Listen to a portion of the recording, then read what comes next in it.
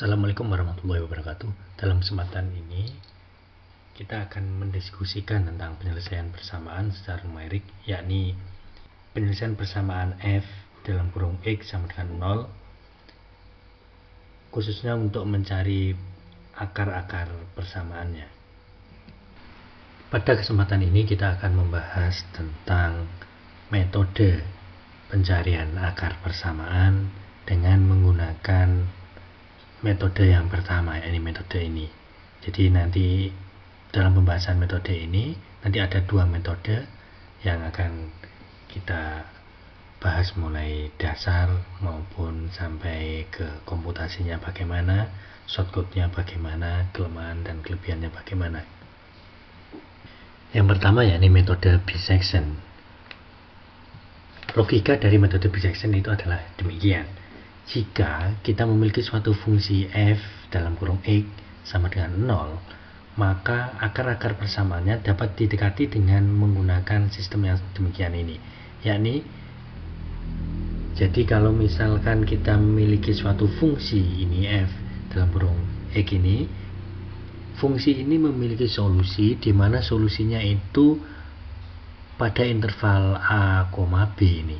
Jadi akar-akar persamaan dari f x ini adalah di antara a sama b ini, di mana a sama b ini adalah input dari user. Maka jika ini misalkan ada suatu root yang atau akar-akar persamaan yang demikian, maka inisialnya adalah a sama b ini. Dari sini kita bisa mengetahui bahwa logikanya adalah jika a sama b ini mengapit akar persamaannya, maka logikanya adalah jika fa ini positif, maka fb negatif, atau sebaliknya. Dengan demikian maka fa dikali fb itu lebih kecil daripada 0.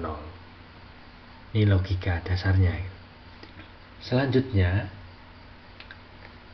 bagaimana algoritma metode bisection yang bekerja secara numerik? Prosedurnya adalah demikian. Pertama, ada inisial awal, yakni a sama b ini. Jika a sama b ini tidak memenuhi syarat ini, yakni fa dikali fb kurang daripada 0, maka berhenti gitu. Jadi harus memenuhi ini. Kemudian user harus menginputkan suatu parameter a sama b yang memenuhi ini. Jika sudah memenuhi ini, maka proses selanjutnya adalah perhitungan titik tengah. Titik tengah antara a sama b. Misalkan pada kondisi ini a sama b nya di sini, maka titik tengahnya adalah di C1 ini, yakni ini.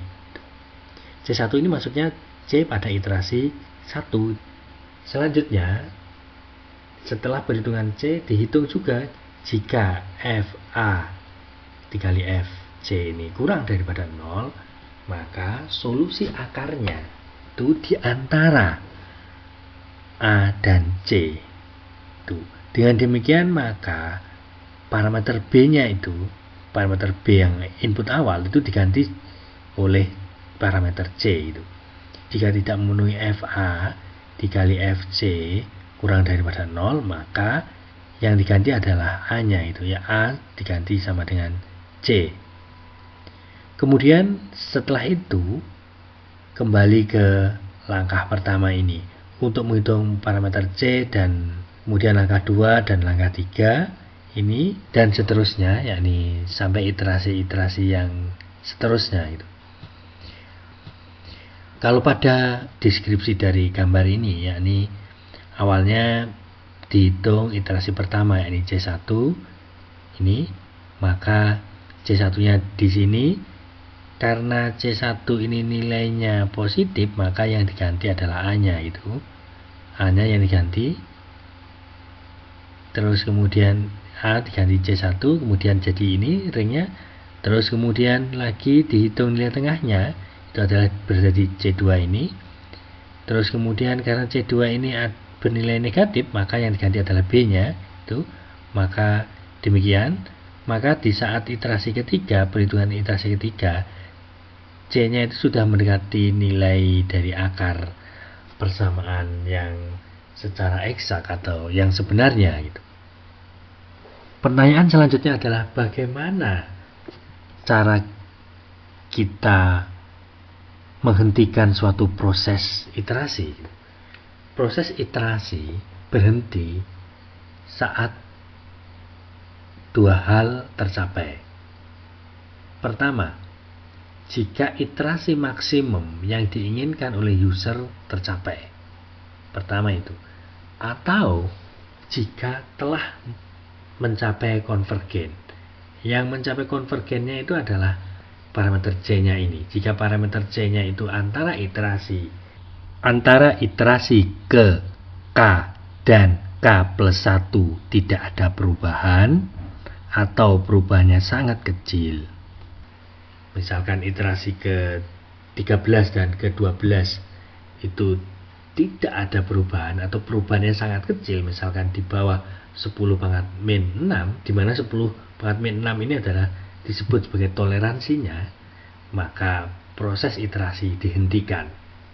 Selain itu, proses perhentian juga bisa dilakukan dengan cara jika ring antara B sama A ini sangat-sangat kecil. Ring dari B sama A ini sangat-sangat kecil, misalkan kurang daripada 10 pangkat min 6.